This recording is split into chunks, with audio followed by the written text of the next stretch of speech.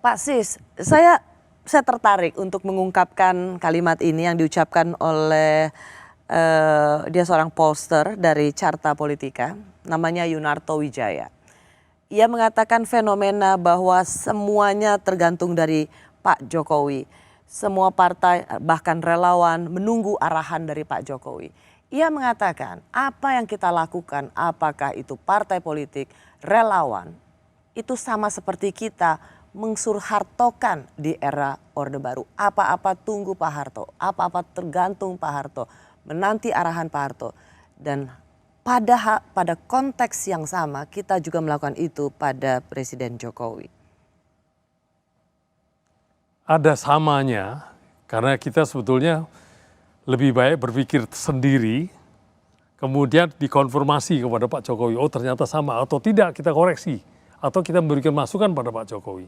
Tidak itu konteksnya Pak, konteksnya adalah ketika kita ada di era reformasi ini, ya maka kemudian kita mengulangi perilaku bahwa Pak Jokowi itu sudah kita jadikan Soeharto, mensuhartokan Pak Jokowi, yang artinya apa-apa pokoknya menunggu arahan Pak Jokowi, termasuk soal pencapresan ini, termasuk dengan segala hal. Itu saya ingin meraise ini karena Bapak juga tokoh di Orde Baru, karena seorang Yunarto Wijaya, pollster Carta Politika mengatakan kita sedang mensuhartokan Presiden Jokowi. Mensuhartokan Pak Jokowi. Tidak semuanya Pak Harto itu juga jelek ya. Dia buktinya membawa pertumbuhan ekonomi di Indonesia yang sangat tinggi selama 32 tahun.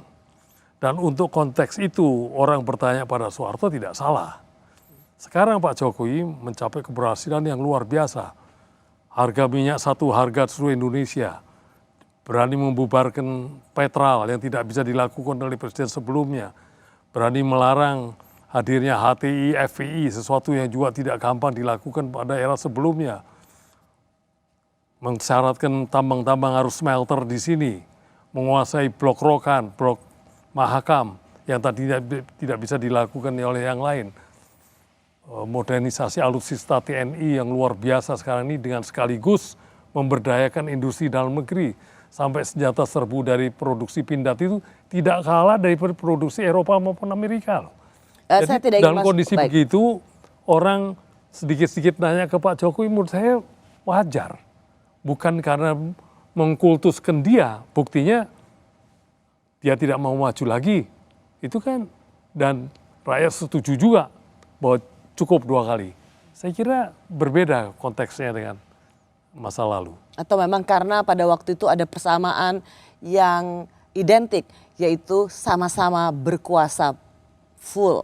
Ya, mungkin karena ini penguasa dan memang banyak sekali orang yang begitu. Pertama yang bersikap feodal, wah semuanya ke atas, tanya dulu dah.